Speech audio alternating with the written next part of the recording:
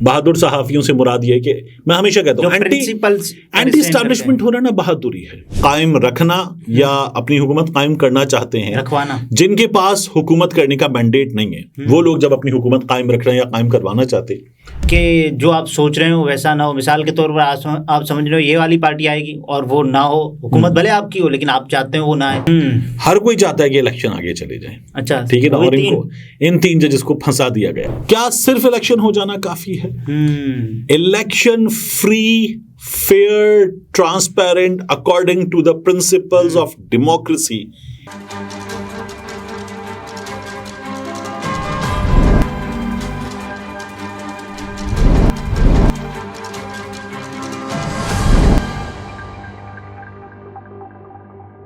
अस्सलाम वालेकुम, मैं हूं अब्दुल सत्तार। आप अलग न्यूज़ देख रहे हैं। तारिक मतीन हमारे साथ हैं।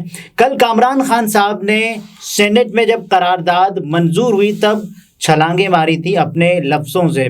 तो उसके बाद हमने देखा कि कामरान खान साहब के हम पेशा या किसी हद तक हम ख्याल जो सहाफ़ी माने जाते हैं, मतीउल्लाह जान साहब ने उन्हें एक तो सूबेदार कहा और एजाज़ी कप्तान कहा। इस पर बात करते हैं, लेकिन उससे पहले आपसे ये दरख्वास्त है कि चैनल को सब्सक्राइब करें, घंटी बजाइए और उसके बाद हम कहेंगे तेरी मेहरबानी। तो सूबेदार साहब, अच्छा देखिए, मतीउल्लाह जान साहब ये जो सूबेदार फौज के ओहदों में से एक ओहदा है या एजाजी कप्तान, ये जो मतीउल्लाह जान साहब इस्तेमाल कर रहे हैं वो सही इस्तेमाल कर सकते हैं, इसलिए कि वो वहाँ ट्रेनिंग कर चुके हैं। अच्छा, कैडेट रह चुके हैं, फिर उन्होंने फौज छोड़ दी थी। तो मतीउल्लाह जान साहब इस चीज़ से तो यकीनन वाकिफ होंगे कि कहाँ किस जगह ओहदा कौन सा इस्तेमाल करना है।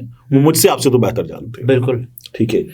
मतीउल्लाह जान साहब ने जो ट्वीट किया है, उस ट्वीट को थोड़ा सा एनालाइज करने के लिए अगर हम पढ़ते चलें। सूबेदार, रिटायर्ड और एजाजी कप्तान कामरान खान की ट्वीट देखकर वाज़े होता जा रहा है कि मुल्क को बगैर इंतखाबात के चुनतखब टाउट सियासतदानों के जरिए चलाने की प्लानिंग जारी है। यानी इसमें न सिर्फ ये कि उन्होंने टाउट कामरान खान साहब को सूबेदार कहा, एजाजी कप्तान कहा, बल्कि टाउट कहा, एस्टैब्लिशमेंट का टाउट कहा, बल्कि उसके बाद उन्होंने ये जो हुकूमत है काकड़ सरकार, इसको कहा चुनतखब, और इन तमाम लोगों को कहा। वैसे सिद्दीक जान साहब ने कहा था नहीं, चुनतखब जो है इसके बारे में दावा ये करते हैं आतिफ तौकीर साहब कि ये उन्होंने गालिबन 2018 में किसी वक्त इमरान खान के लिए इस्तेमाल किया था। लेकिन अभी जो हालिया दौर में जब मशहूर हुआ, आजकल ये सिद्दीक जान साहब ने कहा था। तो लगता है अमेरिका ने भी IMF की इमदाद को इलेक्शन से मशरूत करने पर नज़रसानी का वादा कर लिया है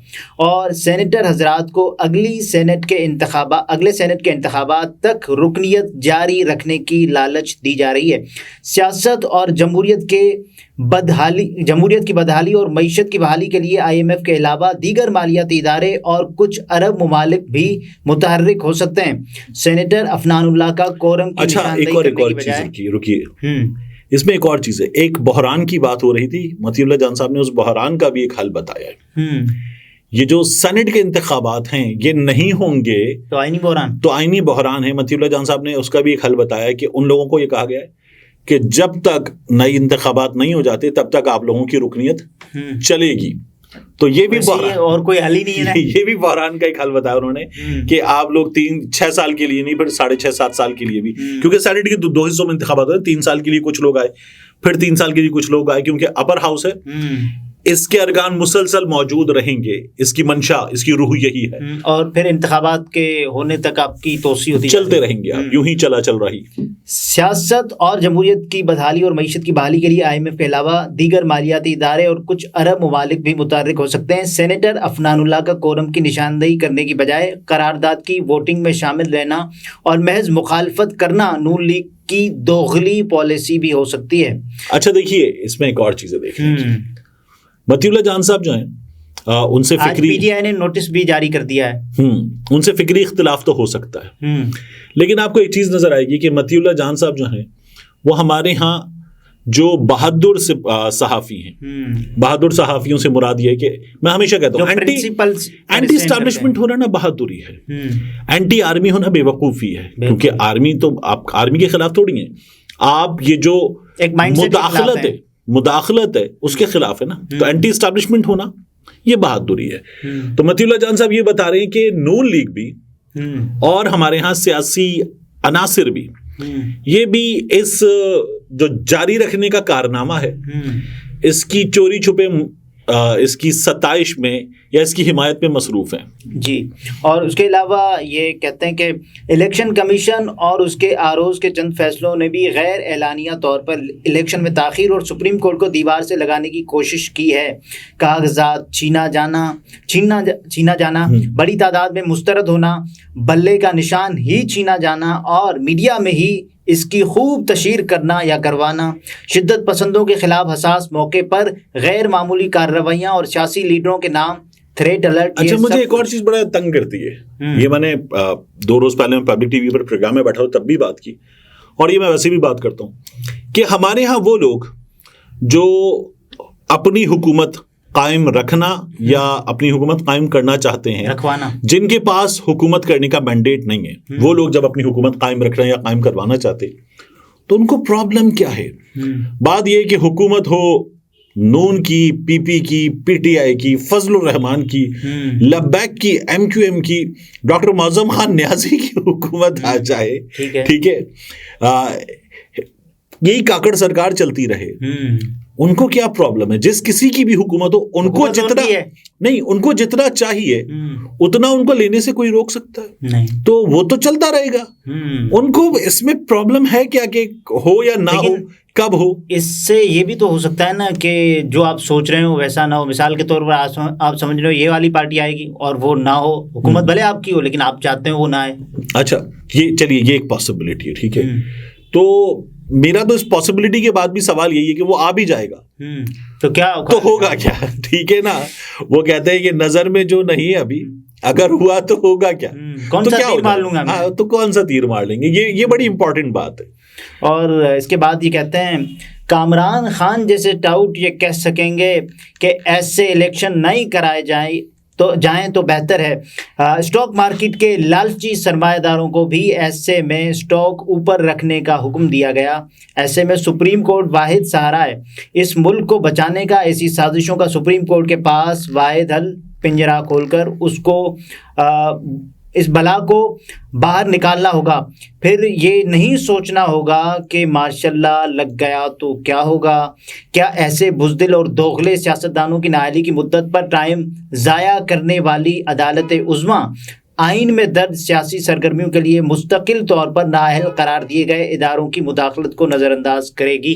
क्वेश्चन मार्क। देखिए, बात यह कि इन्होंने पहले एक ट्वीट किया था मतीउल्लाह जान साहब ने, उन्होंने कहा था कि लग ये रहा है कि सिवाय सुप्रीम कोर्ट के 3 जजेस के हर कोई चाहता है कि इलेक्शन आगे चले जाए। अच्छा, ठीक है ना, और इन 3 जजेस को फंसा दिया गया है। इन्होंने ये बात की थी। इस वक्त ये 3 जजेस जिस तरह का इलेक्शन करवाने पर मुसिर हैं, मुझे तो इस पर ज्यादा प्रॉब्लम है। और आज काजी फैसल साहब ने भी कहा कि तनकीद करना लोगों का हक है, वो तनकीद कर सकते हैं। तो उनको भी अंदाजा है कि बाहर क्या हो रहा है। जो वो मीडिया नहीं देखते की बात कर रहे थे ना, तो उनको अंदाजा है कि तनकीद हो रही है। वो इतनी आज़ादी तो दे रहे हैं ना कि आप उनकी राय से इख्तिलाफ कर सकते हैं। एहसान है मैं तो ये पूछ रहा, एहसान है। बात ये कि आप आज़ादी दे दें और उसके बाद जो हो रहा हो होने दें। यानी आप ये कहें कि यार इलेक्शन के बाद आपकी शिकायत सुन लेंगे। किस बारे में शिकायत है? इलेक्शन के बारे में शिकायत है। आपकी शिकायत इलेक्शन के बारे में सुन लेंगे। यानी मैं डॉक्टर से कहूँ, डॉक्टर साहब मैं सांस नहीं ले पा रहा, और डॉक्टर साहब कहे तुम मर जाओ, उसके बाद तुम्हारे सांस लेने का मसला देख लेंगे, तुम मर जाओ बाद में देख लेंगे। ठीक वैसे ही सेनेट की जो है करारदाद उसमें है कि 2 महीनों के बाद आप रिपोर्ट दें, हो सकता है इलेक्शन भी हो जाए। देखिए, एक और चीज है, सेनेट में एक और करारदाद आ गई उसके बाद। वो करारदाद क्या कह रही है? वो करारदाद तो कल आ गई थी ना, ठीक है ना। वो करारदाद अदालत से ये कह रही है कि इन लोगों के खिलाफ आर्टिकल 6 लगाया जाए, जिन लोगों ने ये काम किया है। ठीक है, इलेक्शन सब करवाना चाहते हैं। क्या सिर्फ इलेक्शन हो जाना काफी है? Election free, fair, transparent according to the principles of democracy, ये जरूरी है। अब हमारे यहाँ एक और काम हो रहा है। 3 से 4 मखसूस टेलीविजन चैनल्स पर ठीक इश्तिहारात चल रहे हैं। उन इश्तिहारात में सवाल हो रहा है कि लेवल प्लेइंग फील्ड कैसी होगी, कैसी होनी चाहिए, किसको मिलनी चाहिए, किसको नहीं मिलनी चाहिए, पार्टिसिपेशन इन पॉलिटिक्स का राइट किसका है, किसका नहीं है। और इन इश्तिहारात के बाद देखिए, इलेक्शन आ गया ना तो एक इश्तिहार चले टेलीविजन पे कि तीर पे ठप्पा, ठीक है, और पाकिस्तान पीपल्स पार्टी सिंध में अपने कारनामे बताए, और उसके बाद आखिर में लिखा हुआ है पाकिस्तान पीपल्स पार्टी। तो इश्तिहार किसका है? जाहिर है ऑन कर रही है। एक इश्तिहार चले, तुझसे अपना ये वादा है मेरे वतन, तुझसे तेरे अंधेरे मिटाएंगे हम, कामयाबी कायदे आजम, वो चले पूरा। नवाज शरीफ और शहबाज शरीफ आपको नजर आ रहे हो, आखिर में शेर पे निशान इश्तिहार नून लीग का है। ये जो इश्तिहार है, ये इश्तिहार है किसका ये पता ही नहीं है। गुमनाम। इस इश्तिहार में पाकिस्तान तहरीक इंसाफ तो निशाना है, लेकिन ये इश्तिहार आया कहां से है, ये इश्तिहार दिया किसने है? मोहम्मद अली मरहूम जो है वो पूछते थे ना कहां से आए झुमके, किसने दिए ये झुमके, कौन लाया ये झुमके? तो वो कहां से आए ये इश्तिहार, किसने दिया ये इश्तिहार, किसने बनाया ये इश्तिहार, किसने चलवाया ये इश्तिहार? जो फराग गुज्जर वाली एक खबर आई थी जिसका कोई बाप नहीं था।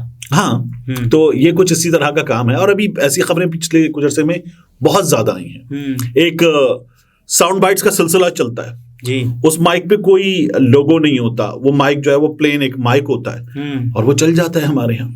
तो ये भी हमारे यहाँ होता है, लेकिन ये कैसे रुकेगा? नहीं रुकेगा। यार आप सवाल भी अजीब ही कर लेते ना, ये नहीं रुकेगा। अच्छा, उसके बाद हम ये सवाल करें ये होना चाहिए नहीं होना चाहिए, ये है भाई ऐसे ही है, चलता तो बस ये रिपोर्ट मतलब चलता रहेगा। ये रिपोर्ट हो रहा है, ये भी बहुत है। नाज़रीन, ये तारिक मतीन थे, गुफ्तगू आपने मुलाहिजा फरमाई। इजाजत दीजिए, अल्लाह हाफिज।